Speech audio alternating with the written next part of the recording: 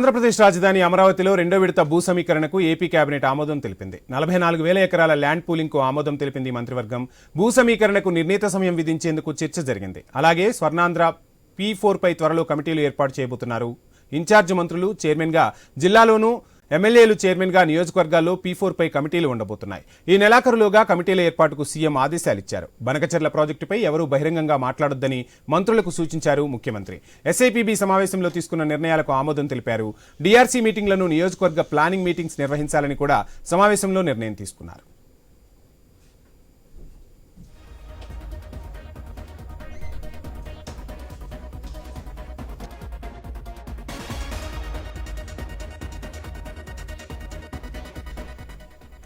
ఆంధ్రప్రదేశ్ రాజధాని అమరావతిలో రెండో విడత భూ సమీకరణకు ఏపీ కేబినెట్ ఆమోదం తెలిపింది. 44,000 ఎకరాల ల్యాండ్ పూలింగ్కు ఆమోదం తెలిపింది మంత్రివర్గం.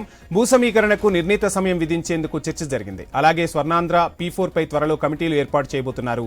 ఇన్ఛార్జ్ మంత్రులు చైర్మన్గా జిల్లాల్లోనూ ఎమ్మెల్యేలు చైర్మన్గా నియోజకవర్గాల్లో P4 పై కమిటీలు ఉండబోతున్నాయి. ఈ నెలాఖరులోగా కమిటీల ఏర్పాటుకు సీఎం ఆదేశాలిచ్చారు.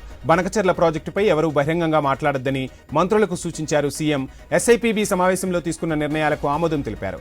డిఆర్సీ మీటింగ్లను నియోజకవర్గ ప్లానింగ్ మీటింగ్స్ నిర్వహించాలని కూడా సమావేశంలో ప్రధానంగా చర్చించినట్లు సమాచారం.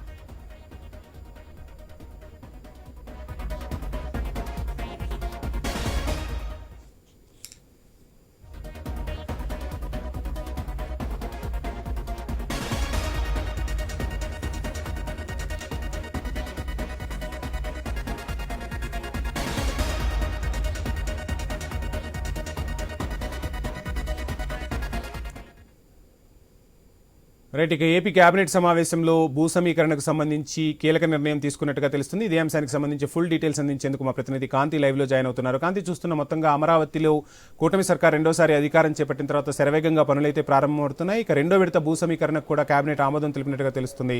డీటెయిల్స్ ఏంటి కాంతి? వంశీ, మొత్తంగా ఈరోజు సచివాలయంలో జరిగినటువంటి క్యాబినెట్లో 42 అంశాలకు సంబంధించినటువంటి విషయాలపైన క్యాబినెట్లో సుదీర్ఘమైనటువంటి చర్చ జరిగింది. ప్రధానంగా రెవెన్యూకి సంబంధించినటువంటి సమస్యలు త్వరితగతిన పూర్తి చేయాలి. ఏవైతే ఇష్యూస్ ఉన్నాయో ఇప్పటి వరకు వాటిని పరిష్కరించలేకపోయారో వాటిని కూడా త్వరితగతిన పూర్తి చేయాలని సీఎం చంద్రబాబు నాయుడు ఆదేశాలు జారీ చేశారు. నిత్యం అంటే ఇప్పటి వరకు ఏవైతే సమస్యలు ఉన్నాయో వాటికి సంబంధించిన పరిష్కారానికి ఏం మార్గం ఉంది, లేకపోతే ఒకవేళ మీకు పరిష్కారం దొరకకపోతే మళ్ళీ ఆ విషయాన్ని నా దగ్గరకు తీసుకురావాలి అంటూ కూడా సీఎం చంద్రబాబు నాయుడు సూచించినట్లుగా తెలుస్తోంది. ఇక రాజధాని అమరావతి నిర్మాణానికి కావాల్సినటువంటి భూ సమీకరణకి కావాల్సినటువంటి విషయంలో కొంత క్యాబినెట్ చర్చించిన తర్వాత నిర్ణయం తీసుకుంది. ఏదైతే 2014 నుంచి 19 వరకు భూ సమీకరణకి సంబంధించినటువంటి దాంట్లో నిబంధనలు వర్తింపజేశారో వాటినే ఇప్పుడు కూడా మళ్ళీ వర్తింపచేసి భూ సమీకరణ చేసేందుకు కూడా క్యాబినెట్ ఆమోదముద్ర వేసింది. ఇక సుపరిపాలన తొలి అడుగుకి సంబంధించినంత వరకు కూడా కార్యక్రమాలు నిర్వహించాలని, దానికి సంబంధించి నియోజకవర్గానికి సంబంధించినటువంటి ఎమ్మెల్యేలే ఇన్ఛార్జీలుగా వ్యవహరించాలని చెప్పి కూడా నిర్ణయించారు. ప్రతి ఒక్క గడపకు వెళ్ళి వారికి ఉన్నటువంటి సమస్యలు ఏముంటున్నాయో వాటన్నిటిని కూడా తెలుసుకోవాలని కూడా సూచించినట్లుగా తెలుస్తూ ఉంది. ఇక పోలవరం బనకచెర్ల అంశం ఏదైతే ఉందో ప్రస్తుతం ఇది రాష్ట్ర వ్యాప్తంగా హాట్ టాపిక్గా ఉంది. అటు తెలంగాణకి ఆంధ్రప్రదేశ్కి మధ్య కొంత వార్ కూడా నడుస్తున్న నేపథ్యంలో ఎవరు కూడా బనకచెర్లకు సంబంధించినటువంటి అంశం పైన స్పందించొద్దు, ఖచ్చితంగా దీనికి సంబంధించి కేంద్రం నుంచి ఒక నిర్ణయం వచ్చిన తర్వాతే ముందుకు వెళ్తాం కాబట్టి కేంద్ర నిర్ణయానికి సంబంధించినటువంటి అంశం పైన ఒక స్టాండ్ వచ్చే వరకు కూడా ఎవరు దీనిపైన స్పందించవద్దు అని కూడా సూచించినట్లుగా తెలుస్తూ ఉంది. ఇక క్యాబినెట్ సమావేశం మొదలు కాగానే పవన్ కళ్యాణ్ తల్లికి ఒంట్లో బాగోలేదన్న సమాచారం రావడంతో ఆయన క్యాబినెట్ సమావేశానికి హాజరు కాకుండా ఆయన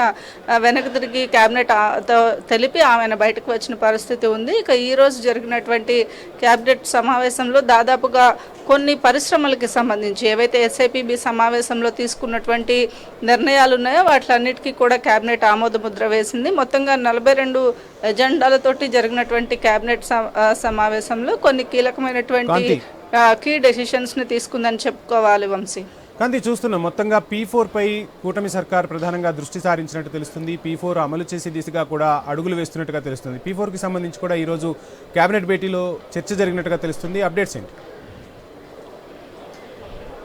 P4కి సంబంధించినటువంటి అంశంలో ఏదైతే P4 విషయంలో ఇప్పటి వరకు కూడా అంటే ఏదైతే విధానాన్ని అమలు చేయడానికి సంబంధించి అంటే people's public participation private participation ఉందో ఆ పార్టిసిపేషన్కి సంబంధించినటువంటి అంశంలో కూడా ఇక కార్యాచరణతోటి ఒక కార్యాచరణను ముందుకు తీసుకువెళ్లాలని కూడా చెప్పి నిర్ణయించారు. దీంతో పాటుగా ఈ విధానానికి కావాల్సినటువంటి ఇప్పటి వరకు ఏవైతే కొన్ని రూల్స్ అండ్ రెగ్యులేషన్స్ P4 కోసం పెట్టారో దానికి సంబంధించి కూడా కొంత కీలకమైనటువంటి నిర్ణయాలు తీసుకున్నారు. వాటిని కూడా అమల్లోకి పెట్టేందుకు ముందుకు వెళ్లాలని కూడా సీఎం సూచించడం జరిగింది. అలాగే రైతులకు సంబంధించినటువంటి అంశంలో బార్లీ పంటలు పండించేటువంటి రైతులు ఎవరైతే ఉన్నారో వారిని ఆదుకోవడం కోసం 12,000 రూపాయలు ఇవ్వాలని కూడా రాష్ట్ర ప్రభుత్వం నిర్ణయించింది. దీనికి సంబంధించినటువంటి విషయంలో కూడా ఈరోజు కేబినెట్లో చర్చించారు.